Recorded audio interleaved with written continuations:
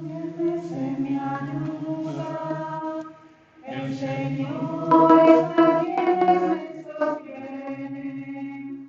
A ti canto, tú que me levantas, a ti canto, levantas. Oh mi Dios, tú vienes en mi ayuda. El Señor está en quienes me sostienen. A ti canto, tú que me levantas. A ti canto, tú que me levantas. Oh mi Dios, tú vienes en mi ayuda. El Señor está en quienes me sostiene. A ti canto, tú que me levantas. A ti canto, tú que me levantas. Buenos días, vamos a comenzar una reflexión sobre el Adviento, que lo tenemos a la puerta. Ya sabéis que esta tarde, justo con las vísperas de la tarde, comienza el ciclo litúrgico del Adviento, el tiempo litúrgico del Adviento, con un cambio de ciclo también, el ciclo C. Y la antífona con la que comienzan las vísperas de esta tarde es justamente el tema que he elegido para el Adviento. Mirad, Dios viene. Mirad, Dios viene. Bien, vamos a comenzar este tema y todo el contenido en la medida que sea posible, el contenido del profundo que contiene el Adviento. Comenzamos hoy un año nuevo litúrgico con el tiempo de Adviento. ¿Lo que es el tiempo de Adviento?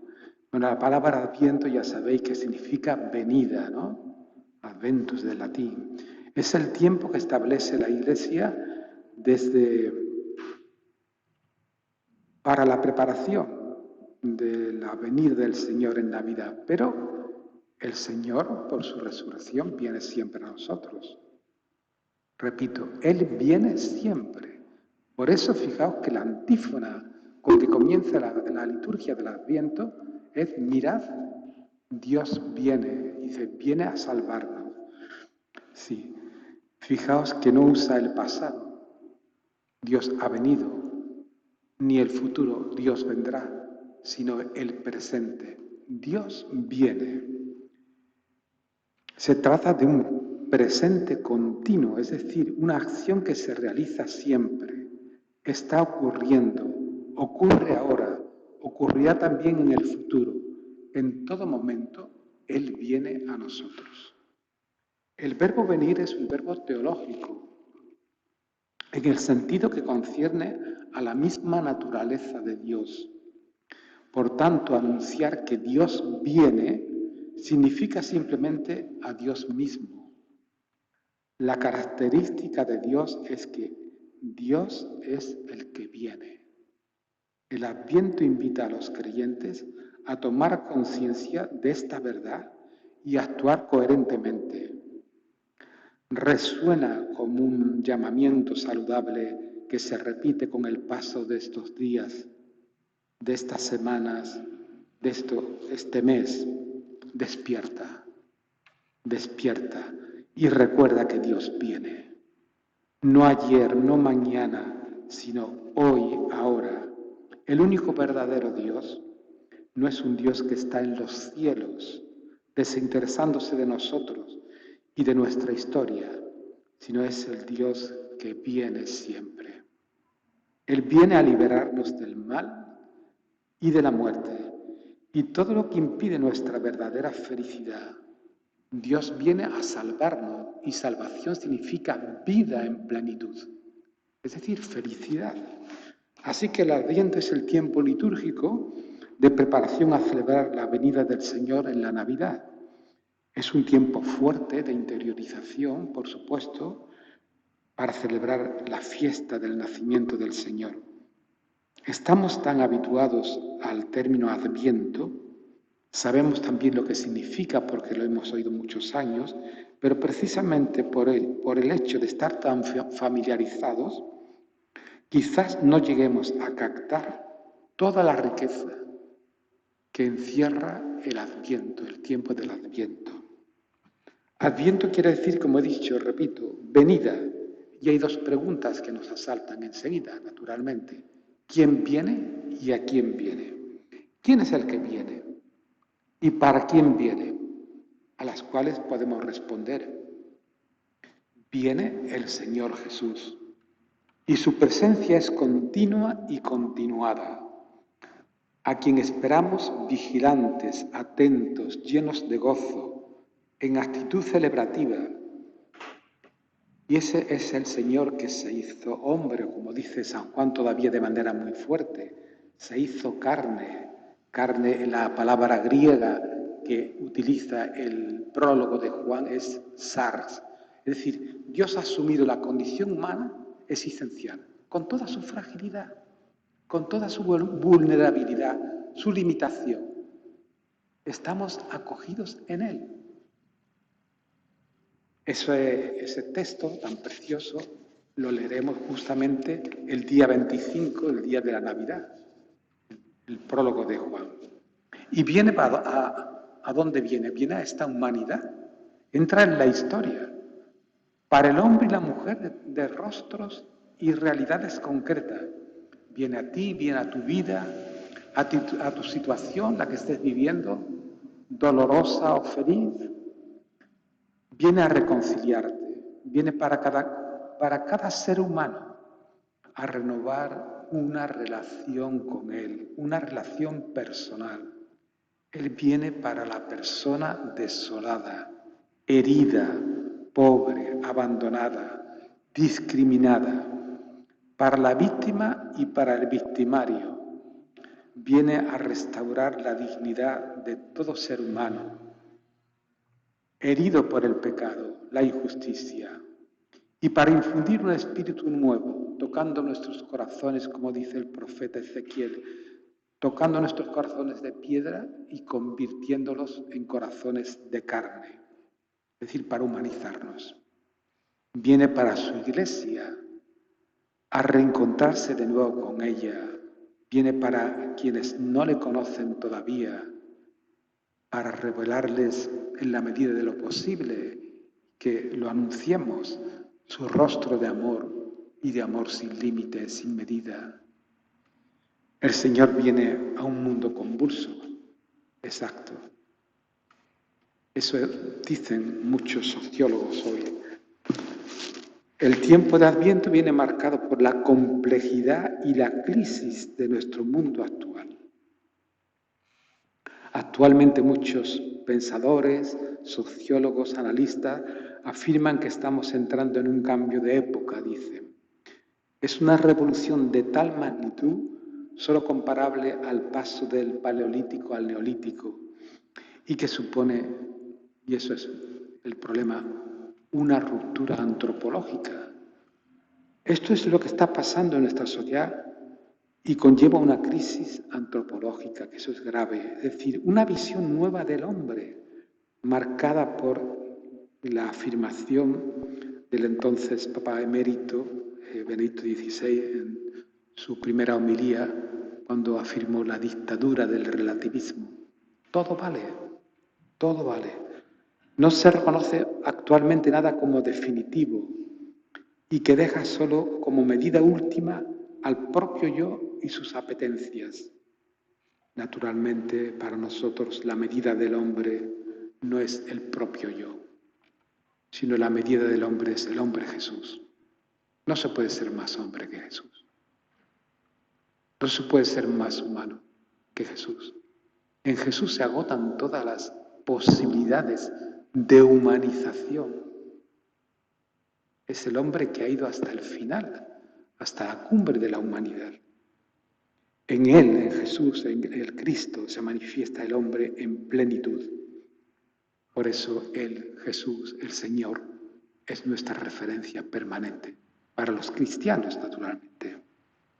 Ciertamente, ese Jesús, cuyo nacimiento vamos a celebrar, es la medida de un verdadero humanismo, que no es la moda ni la última novedad, sino esa relación con el Señor que nos abre a lo bueno y a lo bello de la vida y nos da una referencia para discernir bien entre lo falso y lo verdadero, entre el engaño y la mentira. Actualmente tenemos la crisis política y económica en el mundo de hoy, como son las guerras, el drama de los refugiados, el problema tan grave del medio ambiente que tiene su incidencia en los movimientos migratorios que nos desbordan.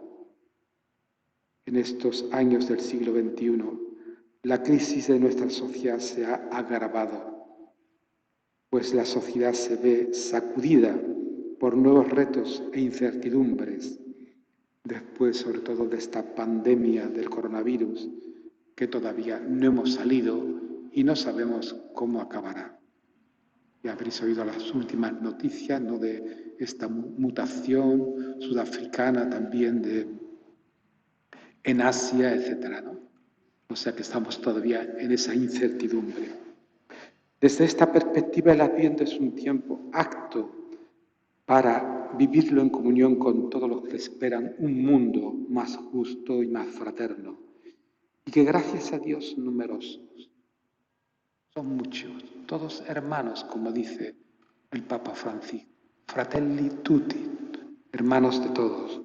En este compromiso por la justicia, aquí sí que pueden unirse hombres de cualquier nacionalidad, cultura, creyentes, no creyentes, pues todos albergan en el fondo de su ser un anhelo de justicia y de paz. Quienes analizan hoy las causas profundas de los nuevos conflictos estudian diversos factores de esta situación que estamos viviendo. Por una parte, dicen algunos, la desintegración social, la debilidad institucional, incapaz de tomar medidas políticas a tiempo, que está produciendo confusión e inseguridad en el espacio público. Por otra parte, el nacimiento de un mundo interdependiente, es decir, un mundo contagioso y desprotegido. Hace que los problemas se expandan y nos afecten a todos.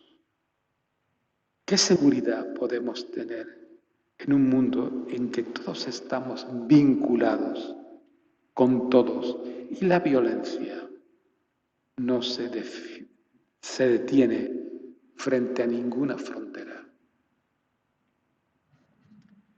En el futuro, lo que viene será peor de lo que estamos. Más hambre, más paro, más guerras, la inseguridad sanitaria o la miseria seguirán desatando desplazamientos masivos de los esperados hacia zonas más confortables o más seguras. Es decir, vivimos en un mundo convulso de mucha inseguridad, de mucha inseguridad. Hoy los que analizan esto se dan cuenta de la inseguridad existente y en las nuevas generaciones también, por supuesto. Como afirmó el filósofo Heidegger de nuestro tiempo, de algunos que vivíamos en esa época, él murió en el 76. Él decía, hace una afirmación tremenda, bueno, ya sabéis que su tesis fundamental es que el ser humano es un ser arrojado ahí, ¿no? Él utiliza la palabra el Dasein, un ser arrojado a la existencia. Pero tiene una afirmación extraordinaria. Dice que solo un nuevo Dios puede salvarnos. Solo un nuevo Dios puede salvarnos. Este Dios, este nuevo Dios que puede salvarnos para nosotros, es el Dios que se manifiesta en Jesús, en el rostro de Jesús, que se encarna en nuestra finitud y nos revela un amor incondicional, un amor sin límite y una compasión sin medida.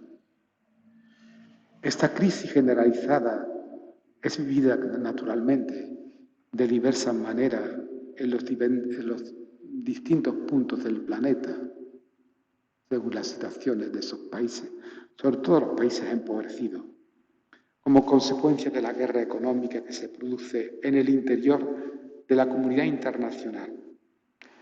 Es verdad que la paz es la meta a la que aspira la humanidad entera. Para los creyentes, paz justamente es uno de los nombres más bellos de Dios, que quiere el entendimiento de todos sus hijos e hijas.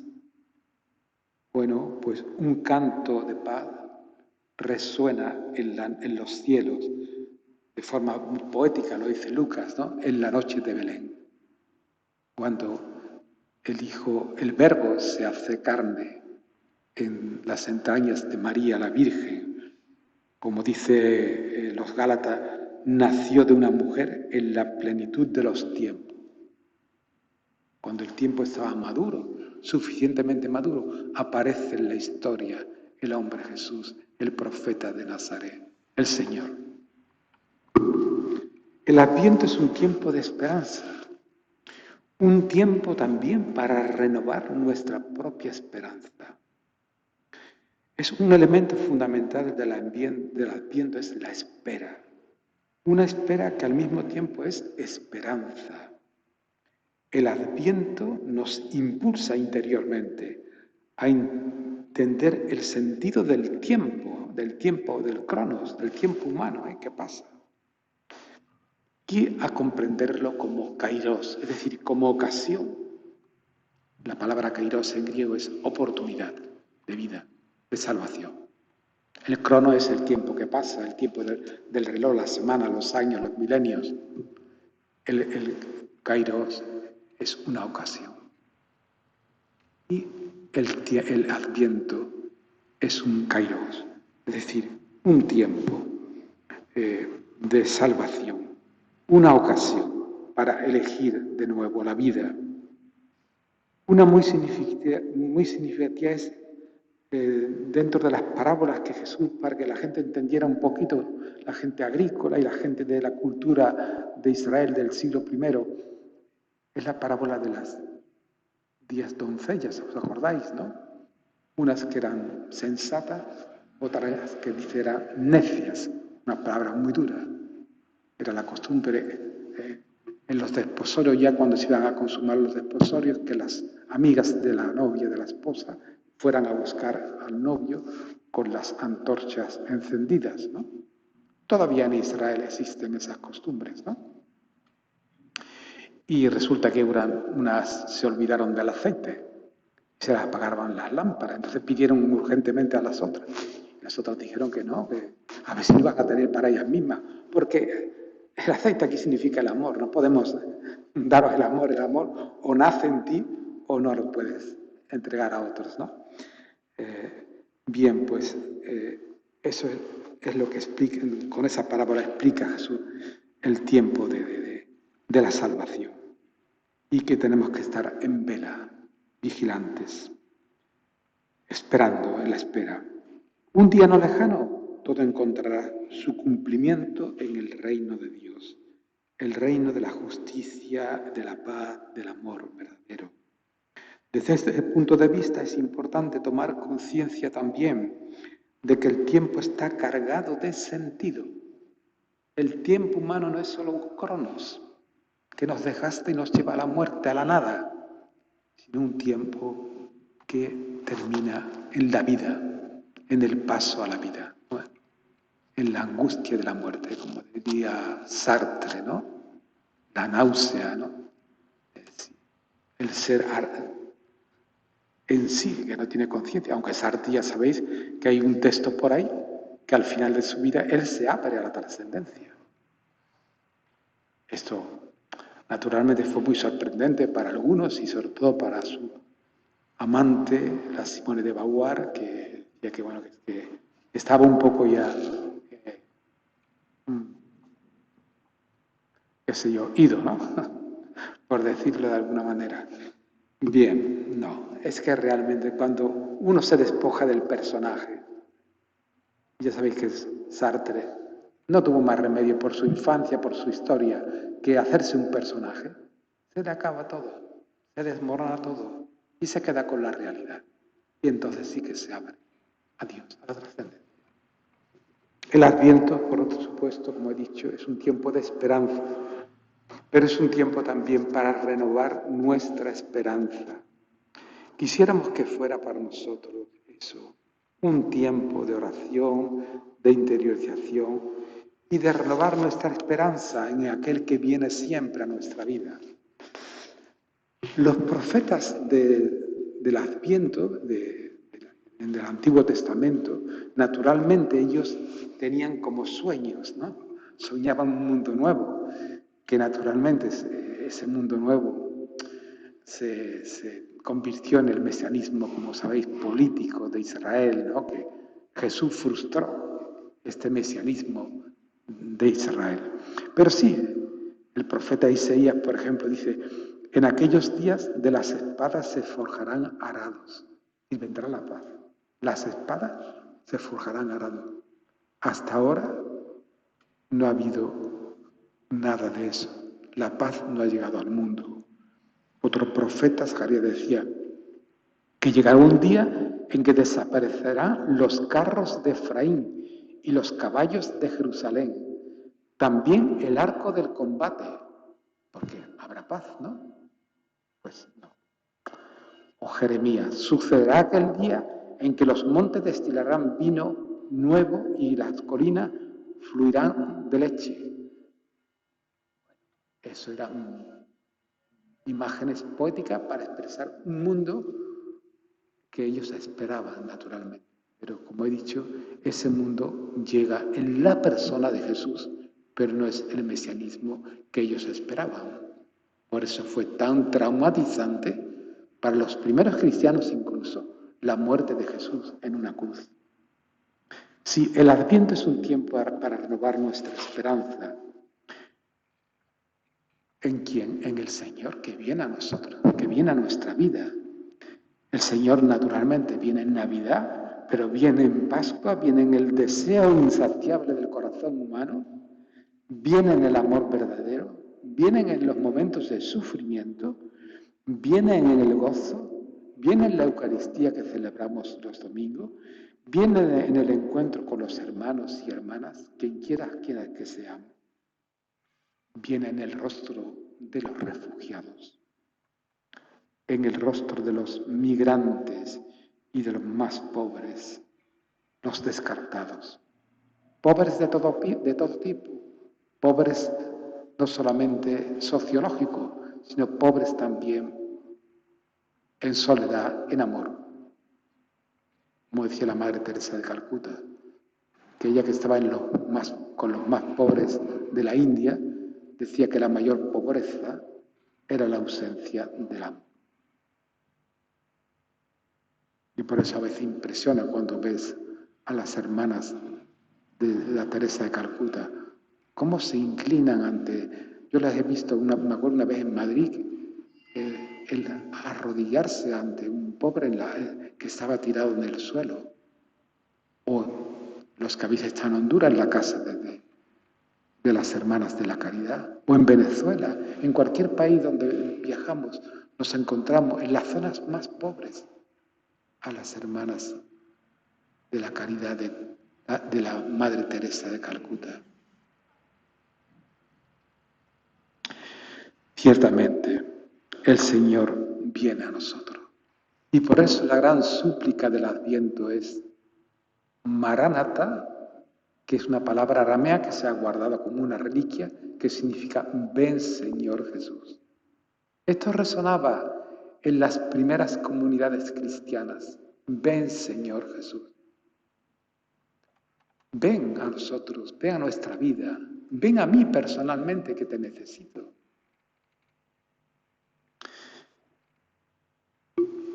Para que la esperanza, naturalmente, no carezca de sentido, exige esperar a alguien. La esperanza no es algo, la esperanza es alguien. Alguien que realmente viene y viene para dejarse encontrar. De modo que entonces la esperanza, ¿qué es lo que pasa con la esperanza? Que se convierte en un ir al encuentro del que viene. ¿Veis un poco? La esperanza se convierte en un ir al encuentro del que viene a nosotros. Este es lo importante. La esperanza es estar preparados, vigilantes, ¿verdad? Despiertos. Y la espera se vive como un movimiento, un dinamismo, un anhelo gozoso. Y mañana leeremos el texto de Lucas que dice que habrá signos en el sol, en la luna y en las estrellas, y que las potencias del cielo temblarán. Naturalmente son palabras difíciles para nosotros de entender, porque utilizan palabras del género apocalíptico, que no es fácil que nosotros las entendamos, pero son imágenes muy fuertes. ¿Qué significan todo esto, no? Pues el cielo, en el cielo están los grandes, el sol, la luna, las estrellas, y que empiezan a dar señales falsas, ya no alumbran. Oh, terrible, ¿no? Lo que en el principio era una estabilidad, o la estabilidad suprema, ahora parece como una expresión de la locura, de una locura inmensa, porque ya no brilla y además temblará. Quiere decir que todos los poderes divinizados caen, temblarán, que todos los ídolos que nos hemos construido y los falsos valores representados en los astros, como son el sol, la luna, las estrellas, se oscurecerán. Llegará un día para todos, que se oscurecerán. Que todos los sistemas ideológicos también, que acaparan la verdad y la libertad y nos arrebatan la libertad humana, se desvanecen también. Esas potencias del cielo caerán. Por eso el texto termina diciendo, alzad la cabeza porque se acerca vuestra liberación. Así que no es un evangelio para meter miedo en el cuerpo, sino es un evangelio para vivir en la esperanza. Alzad la cabeza porque se acerca vuestra liberación. Podríamos preguntarnos, cada uno de los que estamos aquí, en esta reflexión de preparación al Adviento, ¿podré alzar mi cabeza sintiendo que mi liberación está cerca en el Señor que viene a mí, que viene a mi encuentro? ¿Le abriré mi corazón de par en par a Él que viene a mi vida en este tiempo? Ciertamente el tiempo de Adviento es un tiempo para despertar la esperanza, adormecida. ¿Qué sería de la vida del ser humano sin esperanza? Pues no lo sé, pero naufragaríamos en el mar de la incertidumbre, del sufrimiento, de la duda, del dolor, del mal y de la nada que nos conduce o nos aboca a la angustia. Podríamos decir, ¿para qué todo? Si al final todo acaba en la muerte, ¿para qué todo? Sin esperanza, ¿para qué la vida? ¿Dónde está el sentido de la vida? ¿Vivir para morir? ¿O vivir para vivir más plenamente? La oración es una escuela de esperanza, ciertamente. El que reza de verdad nunca está solo. En la oración aprendemos la esperanza. Se aprende en qué consiste la esperanza y al tiempo que se aprende se ejercita la esperanza. La oración es ante todo una relación de amor en la que toda persona está involucrada. La oración es un amar a alguien amado y ser escuchado por alguien que tengo la certeza de que me ama, de que está conmigo. Orar es sentirse amado y por tanto nunca solo ni perdido. En la Spe Salvi se escribe, cuando ya nadie escucha, Dios todavía me escucha. Cuando ya no puedo hablar con ninguno, ni invocar a nadie, siempre puedo hablar con Dios. Si ya no hay nadie que pueda ayudarme en mi fragilidad, Él puede ayudarme. Si me veo relegado a la extrema soledad, como tanta gente hoy, el que reza nunca está totalmente solo. Por eso Jesús en un momento de su despedida, en la cena, dice, ahora me dejaréis solo. Y es verdad, lo dejaron solo totalmente, solo como la una. Pero Él le dijo, pero yo no estoy solo, el Padre está conmigo. Esa experiencia que vivió Jesús en la muerte más cruel, en la soledad más terrible, en el Getsemaní más doloroso y angustiante, es posible para todos. Para los creyentes en Cristo es la esperanza de toda persona. Es Cristo la esperanza de toda persona. Porque Él nos da la vida eterna, que quiere decir la vida en plenitud. En efecto, la verdadera esperanza se fundamenta en el Señor que ha resucitado y que ha vencido la muerte. Sin Dios no es posible la esperanza. Sin Cristo no es posible la esperanza. Solo Dios nos garantiza que la muerte no es el final de todo. Por eso, sin Dios, sin Cristo, no hay futuro. ¿No estará el hombre de hoy necesitado más que nunca del Dios de la esperanza? Lo que escribe Pablo en la carta a los romanos. Ese Dios del que muchos dudan hoy, al que otros bastante han abandonado ya hace tiempo. Pero es un Dios por el que tantos siguen preguntándose todavía.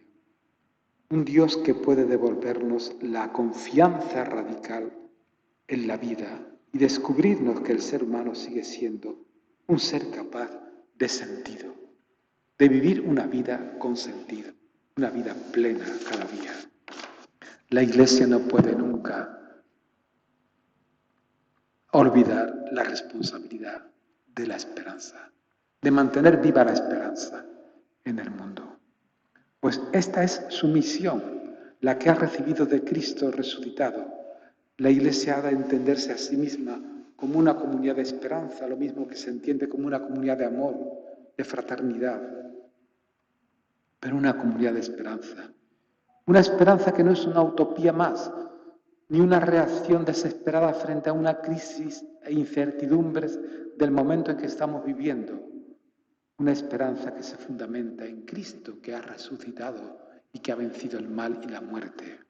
En Él, en Jesús resucitado, descubrimos los creyentes el futuro último que le espera a la humanidad, el camino que puede recorrer el hombre, el ser humano, hacia su plena humanización y la garantía última frente a los fracasos, la injusticia y hasta la propia muerte. El ser humano está pues orientado hacia la esperanza. Esa es la estructura esencial del ser humano. El filósofo español Laín Entralgo, recuerdo uno de los libros, el último libro que leí, que me lo regaló una muy conocida para vosotros y muy querida, Lola Noval. Pues en ese libro él decía, el hombre es un animal que espera. Un animal que espera, de Laín Entralgo. Porque está vitalmente orientado al futuro. Necesita ocuparse de él, vislumbrarlo, prepararlo, amarrarlo de alguna manera, incluso defenderse ante él. Esperar es para los hombres y mujeres de todos los tiempos tan necesario y tan saludable como respirar. Vivir es esperar, como vivir es respirar. Eso dice uno de nuestros teólogos ya fallecido. La esperanza es una planta que no puede faltar en el huerto del corazón humano. El padre Teilhard de Chardin, este jesuita, filósofo, teólogo, poeta, arqueólogo, de todo un poco. Sí, Teilhard de Chardin mezclaba todo, pero bien. Él decía, él escribe, el animal puede seguir caminando a oscuras hacia el muro infranqueable o hacia el abismo de la muerte. El animal puede hacerlo. El hombre se resiste a caminar si no presiente una puerta abierta hacia el futuro. Cuando muere la esperanza, muere el ser humano, dice él. Está vegetativamente vivo, pero está muerto, psicológicamente muerto, porque no espera ya nada. Para los cristianos está muy claro que la esperanza no es algo, sino alguien, como he dicho ya. No se fundamenta en lo que pasa, sino en Dios, que se entrega para siempre. Como se ha escrito en Spe Salvi, fijaos, dice, la política, la ciencia, la técnica, la economía o cualquier otro recurso material, aunque buenos, pero por sí solos, no son suficientes para ofrecer la gran esperanza a la que todos aspiramos en el fondo. La gran esperanza. Esta esperanza solo puede ser Dios.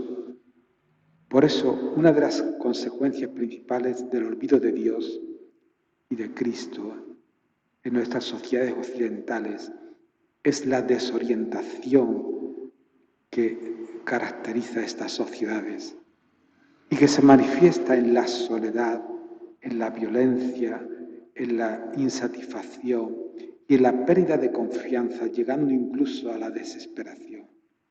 Podéis pensar, si queréis, en el alta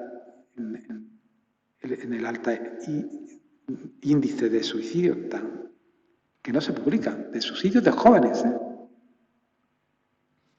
Pero dicen que no, que podría producir un efecto llamada, pero bueno, esa es una realidad de nuestra sociedad.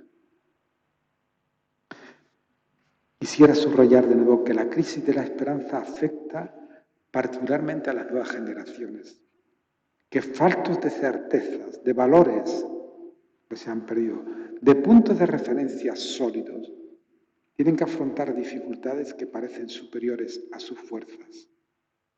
Hay muchas personas jóvenes heridas por la vida, condicionadas por una inmadurez personal, consecuencia de un vacío familiar o de opciones educativas demasiado permisivas o experiencias negativas traumatizantes.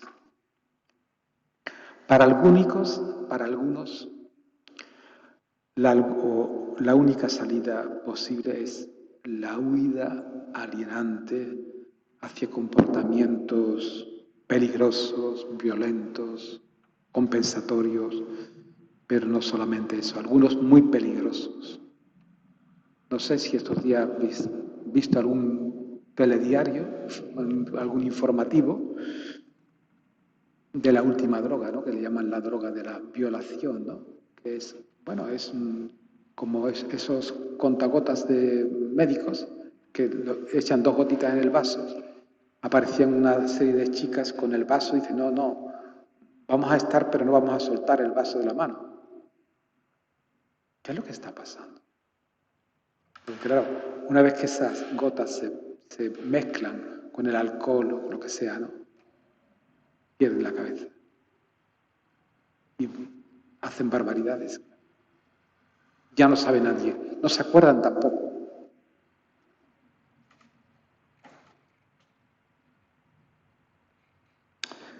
Sí, cuando el hermano Roger, tratando con los jóvenes, algunos le preguntaban, era en la primera etapa y en la primera carta que él escribió, titulada Vivir lo inesperado. El hermano Roger escuchaba a los jóvenes. Muchos se hacían esas preguntas fundamentales. Y una de las afirmaciones que hace en esa carta dice, el hombre se realiza solo en presencia de Dios. Porque él empezaba la carta diciendo, me preguntas cómo realizar. No sé si recordáis algunos las cartas del hermano Roger. Me preguntas cómo realizar. Y la respuesta de Roger es, el hombre se realiza, el ser humano se realiza solo en presencia de Dios. Recordemos a San Pablo, que fue un testigo de esperanza excepcional. Cuando nos adentramos en la vida de Pablo o tenemos la suerte de que algunos que estáis aquí habéis tenido la suerte de viajar o hacer los viajes de San Pablo. Turquía, por ejemplo, ¿no? ¿Cómo es posible que este hombre fuera capaz de hacer esa travesía, esos viajes, todas esas dificultades que él describe en sus cartas, ¿no? Pues cuando escribe a su discípulo Timoteo, que está también pasando dificultades, él le recuerda y le dice, hemos puesto nuestra esperanza en el Dios vivo. Y Pablo es un testigo de esperanza. Y fue lo que le mantuvo, este hombre, fue capaz de todo. De presentarse en el Ateneo, en el Areópago ateniense, para hablar a los sabios y filósofos de su tiempo. Y hablarles en un tono, un discurso impresionante.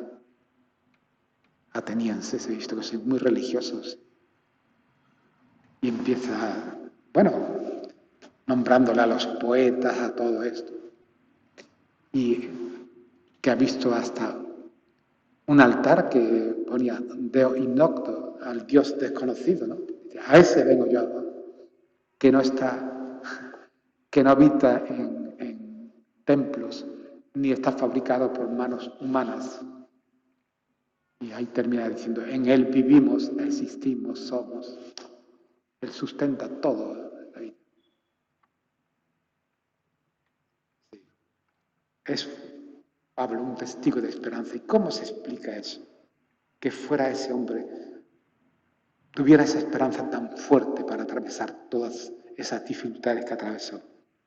¿Cómo nació en él esa esperanza?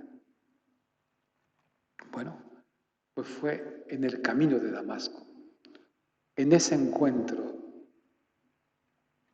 luminoso con el resucitado. Lo que llaman los teólogos la teofanía de la cristofanía de Damasco, es decir, la luz de Cristo, ¿no? Fanía es luz, es una palabra griega. Cristofanía quiere decir la aparición de la luz del resucitado, de Cristo resucitado. Pues sí, allí él comprendió todo. Él tuvo la intuición de todo. Es verdad que tuvo que hacer su camino, y tuvo que integrar toda esta experiencia. Por eso se fue de allí, desde Damasco, se fue también después a Antioquía y después ya al desierto, para integrar. Y tuvo que hacer todo su camino personal también, Por eso hay momentos dramáticos en su propia vida, cuando dice, mi proceder no lo entiendo, queriendo hacer el bien, hago el mal que no quiero. Llega a decir una frase muy fuerte, estoy vendido al pecado, ¿quién me librará? Sin embargo, en ese proceso, hacia el final de su etapa, de su evolución, dice, vivo yo, pero ya no soy yo el que vive, es Cristo quien vive en mí. Y por eso a los cristianos les dice, tened en vosotros los mismos sentimientos de Cristo, de amor, de humildad, de mansedumbre, ¿Veis un poco? Este hombre de esperanza. El Adviento también es un tiempo de alegría. Ya sabéis que el tercer domingo de Adviento siempre se llama el domingo del Gaudete. el tercero del Adviento. ¿Por qué? Porque la antífona con que empieza ese domingo son unas palabras de Pablo, en que escribe a los filipenses y dice: gaudete, iterum dico, gaudete, alegraos. De nuevo os lo digo, alegraos en el Señor, porque el Señor está cerca, dice. Alegraos en el Señor. De nuevo os lo repito, alegraos porque el Señor está cerca. Cerca de todo corazón humano está el Señor. Sí, ciertamente, la alegría es fundamental en el cristianismo, porque el cristianismo, ¿qué es? Es evangelio, es buena noticia, y sin embargo es ahí donde el mundo, nuestro mundo y nuestra sociedad se equivoca, cuando se presenta el cristianismo como aquello que arrebata al ser humano la alegría con sus preceptos, sus prohibiciones, etc. No. Ciertamente, la alegría de Cristo no es tan fácil de ver como el placer banal que nos venden los medios de comunicación o la sociedad del consumo, y sobre todo particularmente en este tiempo previo a la Navidad, ¿no? Y toda la calle está llena de gente comprando y preparando sus regalos, y la mesa de las empresas, sus cenas o sus comidas navideñas, pero sin Jesús, desde luego. Como decía el Papa Francisco en estos años atrás, pero sin Jesús no hay Navidad. Aunque haya una buena mesa y haya muchos regalos. Pero el regalo de Dios al mundo es el Señor que viene a nosotros. Así. No podemos pensar que la alegría está fuera de Él, fuera del Señor. Todo lo que está fuera, lo exterior, puede derrumbarse en cualquier momento. Si yo pongo mi alegría en algo exterior a mí, me lo pueden retirar cualquier día. El afecto incluso de los otros, el reconocimiento de los otros, el prestigio que me han dado los otros, la actividad que llevo, todo eso me lo pueden retirar, se puede acabar. Entonces mi alegría no se puede fundamentar en realidades exteriores, sino la alegría en Cristo está mucho más al fondo de nosotros mismos. Naturalmente, en la noche de Belén escucharemos el mensaje de los ángeles, los pastores. Naturalmente es una forma poética de hablar, ¿no? En la que se dirá o se cantará o se dirá a los pastores: os anuncio una gran alegría, hoy os ha nacido un Salvador. El Evangelio de Lucas es muy proclive a utilizar el hoy, lo utiliza muchas veces, pero el hoy, como os decía antes, como Kairos. Hoy os ha nacido un Salvador. Anuncio una gran alegría. Hoy os ha nacido un Salvador. Por eso podemos decir que nuestra alegría no será auténtica, repito, hasta que deje de apoyarse en cosas exteriores que pueden sernos arrebatadas y destruidas, y se fundamente en una profunda intimidad de relación con el Señor, presente en mi vida.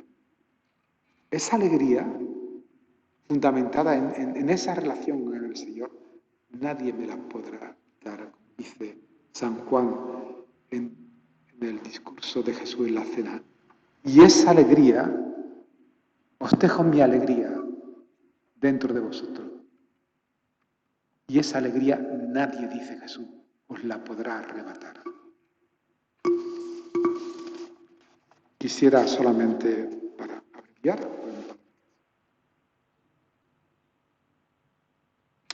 sí, solo algunas actitudes, muy pocas, para vivir bien este tiempo de Adviento. La primera de ellas, bueno, puede ser la primera o la segunda, da igual. Caminar por el camino trazado por Dios que oiremos en este tiempo del Adviento y los textos litúrgicos. Como dice el profeta Isaías, que lo torcido se enderece y los escabrozos se igualen. ¿Por qué? Para que venga el Señor. Ellos imaginaban al Señor que viene como los reyes, que había que prepararlas para la carroza, un camino llano, ¿no? Eso. Pues que lo torcido, pero naturalmente tiene un significado, que todo lo torcido en nosotros, todas las ambigüedades del corazón se enderecen, sí. Oiremos también en el Evangelio, por supuesto, en Mateo, preparad el camino del Señor, allanar sus senderos, preparadle el camino. ¿Cómo voy a preparar ese camino al Señor? En mi vida, en mi corazón. ¿Cómo le voy a allanar ese sendero para que Él venga a mí en este tiempo?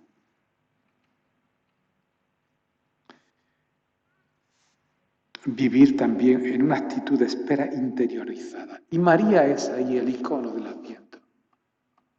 Por eso Marta ha puesto ahí el icono de María, para que contemplemos ese icono de María que es la que espera. Fijaos, podemos decir que en el seno de María, la Virgen, están concentradas toda la esperanza, confluye toda la espera de Israel. Pero toda esa espera de Israel es la confluencia de todos los pueblos. Ella va a ser en este tiempo de Adviento, y la invocaremos el 18, por supuesto, como la Virgen de la Esperanza, la Virgen que supo esperar, la Virgen que meditaba en su interior, como dice Lucas, la palabra. A veces no comprendía todo, pero ella meditaba todas estas cosas en su corazón, daba vueltas. Lo que le dicen los pastores, ella lo medita. Lo que de Jesús le dirá después de adolescente, ¿eh? ¿No sabías que yo tenía que ocuparme de las cosas de mi padre? Ella que le dice, tu padre y yo te buscamos con angustia, y él dice, me habla de otro padre, claro. ¿Y no sabías que yo tenía que ocuparme de las cosas de mi padre? Bueno, y dice, Lucas no tiene ningún reparo de decir que ellos no entendieron estas palabras. Y entonces, pero Jesús volvió con ellos a Nazaret y permanecía, pues eso, obediente a sus padres.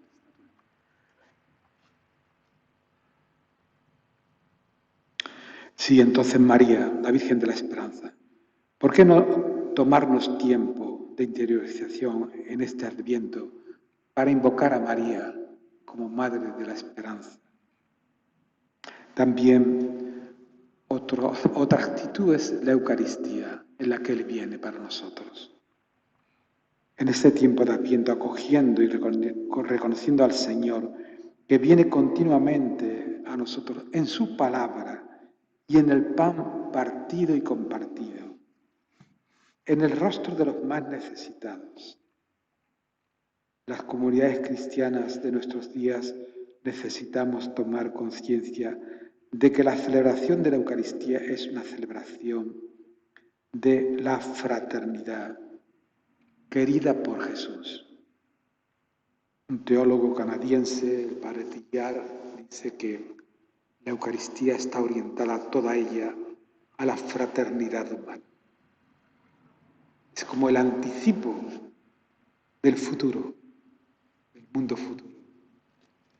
Del designio de Dios, que tiene el designio de Dios es que todos seamos hermanos y hermanas. Y los cristianos vivimos cada Eucaristía, ese anticipo. Y en este tiempo de crisis, en este ambiente, es importante también vivir la solidaridad, con gestos de compartir algo de nosotros con otras personas necesitadas. Viviendo el Adviento de este modo, los cristianos desempeñamos un papel profético de protesta contra un mundo adormecido que corre el riesgo de perder la propia alma, es decir, esa dimensión profunda de la vida. Y podemos testimoniar el gozo profundo de la venida de un mundo mejor que ha comenzado con la presencia de Jesús en esta tierra, en Navidad. En su nacimiento, que vamos a celebrar estos días llenos de alegría, está ya el mundo nuevo, el mundo futuro. El reino de Dios es su propia persona, muerto y resucitado. Ya está el reino como semilla en este mundo. Y está el reino para cada uno de nosotros. El Adviento es un camino hacia Belén también, no lo olvidemos. Dejémonos atraer por la luz de Dios hecho hombre. Por esa luz que iluminó la oscuridad de Belén, que ilumine también la oscuridad de nuestras vidas, que alumbre también la oscuridad de nuestro mundo. Repito, el día de Navidad, justamente el 25, porque el de Lucas se lee la Nochebuena, pero el día 25 se lee el prólogo de Juan, de una belleza y de una profundidad extraordinaria, en que termina con esas palabras. Y el verbo, fijaos que nos dice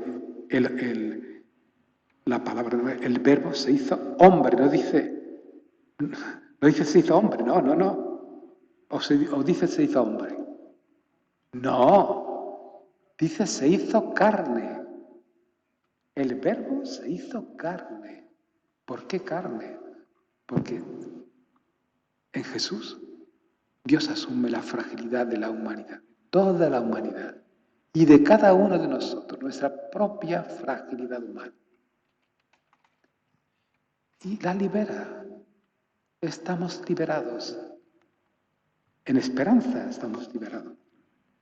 Nosotros tendremos que hacer nuestra parte, pero Él ha venido a liberar a este mundo y a ofrecernos un camino de liberación, de paz y de alegría para todos.